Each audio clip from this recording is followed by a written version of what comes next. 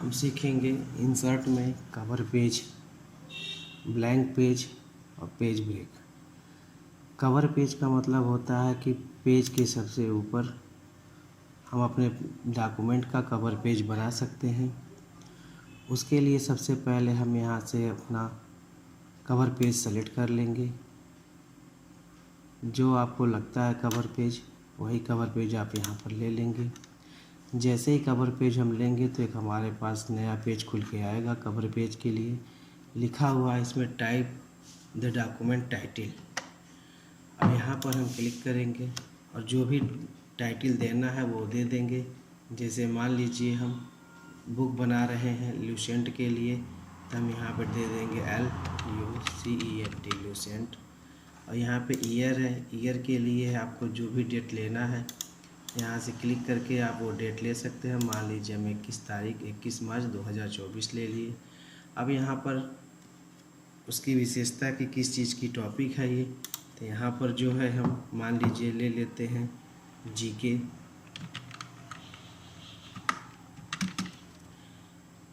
History ले लेते हैं,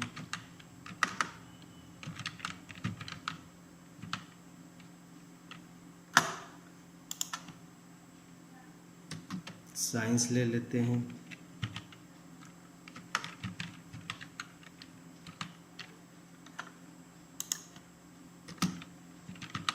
ETC ले लेते हैं। डॉक्यूमेंट का सब टाइटल क्या है, तो सब टाइटल जो भी आप देना चाहते हैं, मान लीजिए हमने दे दिया ल्यूसेंट GK।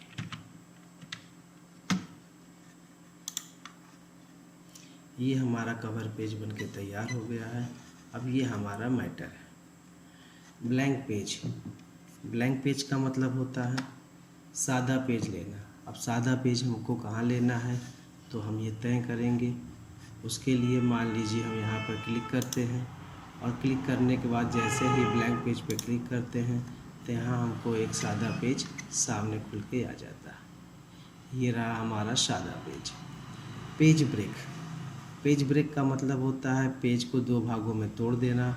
अब जहाँ से हमको अपने पैराग्राफ को या फिर मैटर को ब्रेक करना है वहाँ पे कर्सर से क्लिक करेंगे और क्लिक करने के बाद पेज ब्रेक पर जाएंगे और यहाँ पे क्लिक कर लेंगे।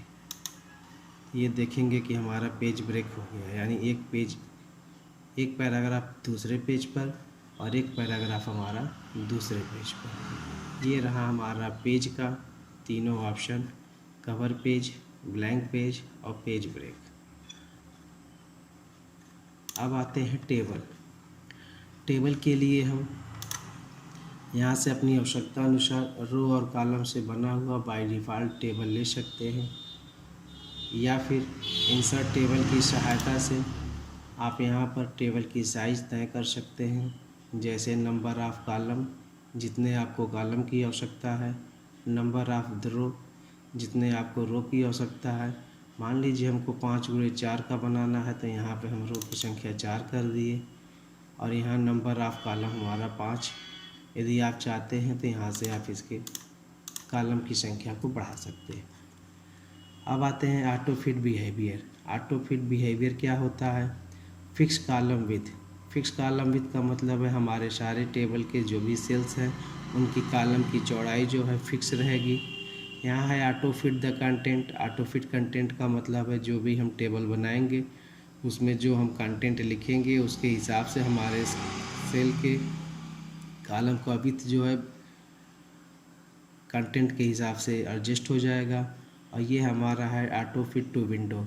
ऑटो फिट टू विंडो का मतलब है कि जो भी हमारा टेबल बनेगा वो हमारे विंडो के स्क्रीन के हिसाब से जो है ऑटो फिट हो जाएगा।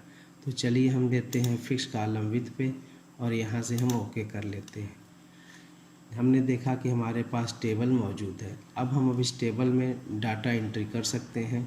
जैसे मान लीजिए हमने यहाँ लिखा नाम। नीचे जाने के लिए आप एरो की का भी इस्तेमाल कर सकते हैं। अब नाम में मान लीजिए हमने लिख दिया राम, फिर लिख दिया श्याम, यहाँ लिख दिए मोहन। यहाँ पर नेम के बाद जो भी कुछ आप लिखना चाहते हैं, जैसे मान लीजिए फादर नेम,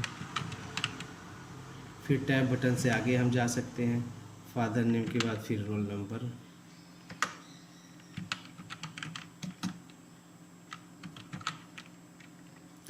रोल नंबर के बाद हम यहाँ पे क्लास लिख सकते हैं। क्लास के बाद यहाँ पर हम डेट ऑफ बर्थ भी लिख सकते हैं। यहाँ पर हम नंबर, मोबाइल नंबर भी लिख सकते हैं। और मोबाइल नंबर के बाद यहाँ पर हम आधार नंबर,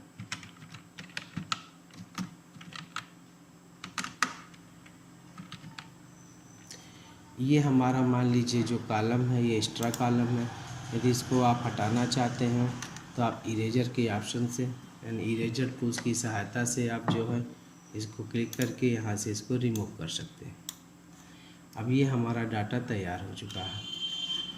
अब आते हैं शेडिंग। शेडिंग क्या चीज़ होता है? सेल के पीछे यानी कि इस टेबल पे कलर लगाने के लिए हम इसका इस्तेमाल करेंगे। जैसे मान लीजिए यहाँ से हमको कलर लेना है तो हम क्या करेंगे, इस ऑब्जेक्ट ये सेल को सेलेक्ट कर लेंगे, यानी ये रो अपना हम सेलेक्ट कर लिए।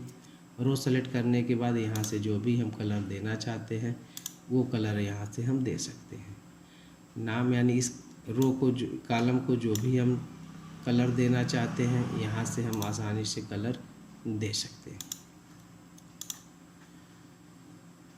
ये है पेन कलर। पेन कलर का मतलब है कि हमारा जो ये बॉर्डर है इस बॉर्डर को भी हम कलर दे सकते हैं। जैसे मान लीजिए ये हमको कलर देना है रेड कलर का, और ये जो हमारा पेन है लाइन विड्थ यानी लाइन यानी बॉर्डर की जो चौड़ाई है इसकी चेंज करना चाहते हैं, इस पर आप क्लिक करके यहाँ से ओके कर लेंगे। और जिस तरीके से आप इस पर ड्रैग करेंगे उस तरीके से आपका ये बॉर्डर यहाँ पे लगता हुआ चला जाएगा। ये रहा आपका।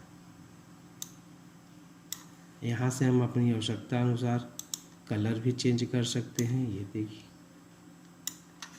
ये रहा हमारा टेबल।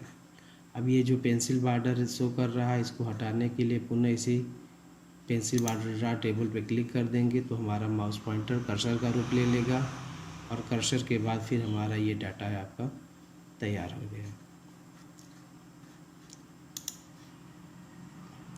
अब आते हैं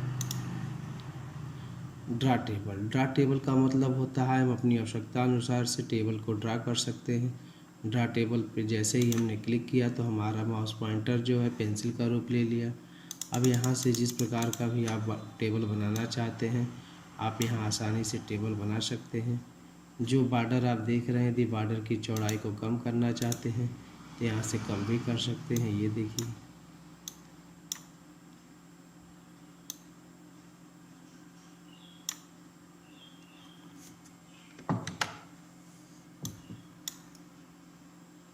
ये रहा हमारा टेबल।